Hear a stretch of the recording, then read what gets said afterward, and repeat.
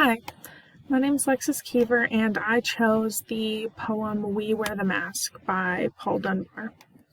I chose this poem just because I've read it before and I have just actually analyzed it before as well. Okay, so I'm going to read it. We wear the mask that grins and lies. It hides our cheeks and shades our eyes. This debt we pay to human guile, with torn and bleeding hearts we smile, and mouth with myriad subdilates.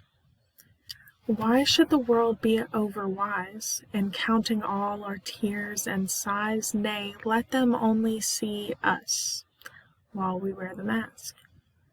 We smile, but, O great Christ, our cries to Thee from tortured souls arise.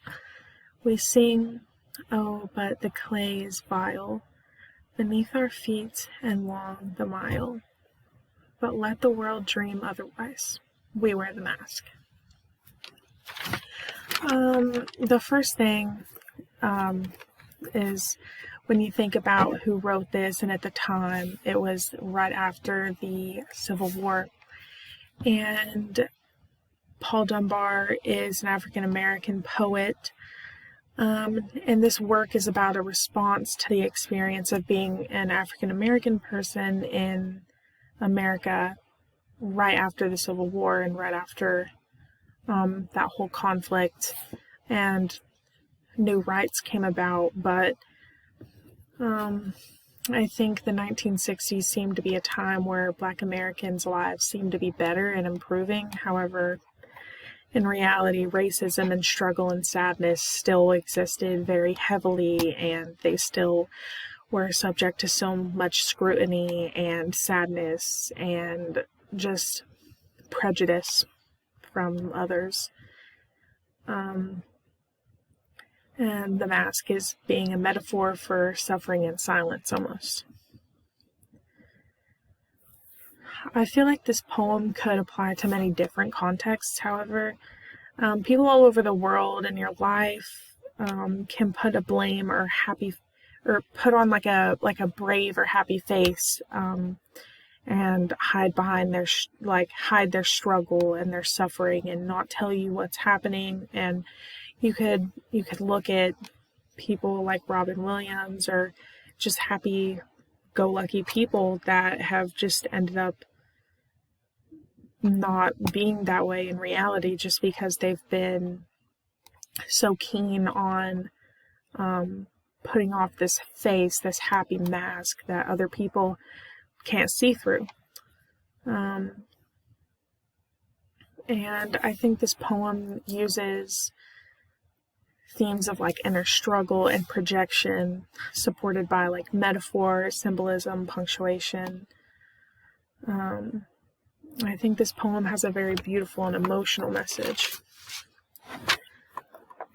We wear the mask that grins and lies, which is the first line, basically sets up the meter of the poem.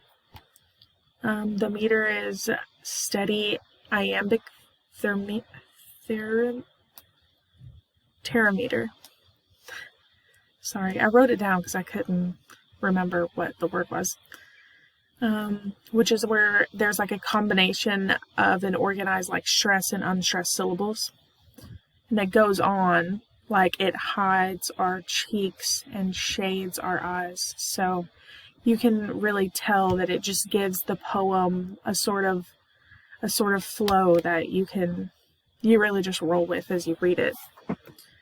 This poem also uses perfect rhyme with every first and second line as well. So eyes and lies, and then wise and sighs, cries and arise, and it just it sets up a very sort of lyrical flow in this poem using this perfect rhyme as you go down through. It almost gives it kind of a song effect as you read it, and it helps you read it out loud, basically. And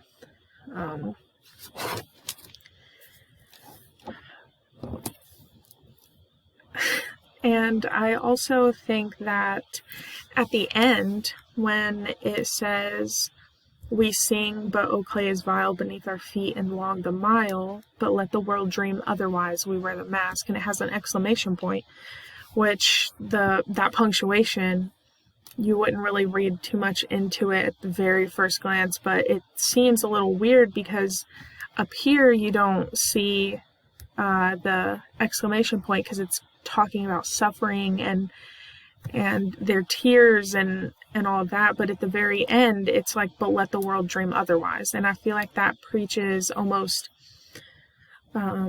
self-empowerment or empowerment in general, because no one needs to know all your thoughts. You control what others see of you, and I feel like that's a very powerful thing to just be aware of, that the world does not own you. The world does not own your feelings. You don't owe anyone an explanation for how you feel. And I think that's a very powerful message at the very end, because at the end of the day, the mask is whatever you choose that it is. Whatever you choose to project as yourself at the end of the day. So I feel like the poem starts out as very sad, very like just slow, painful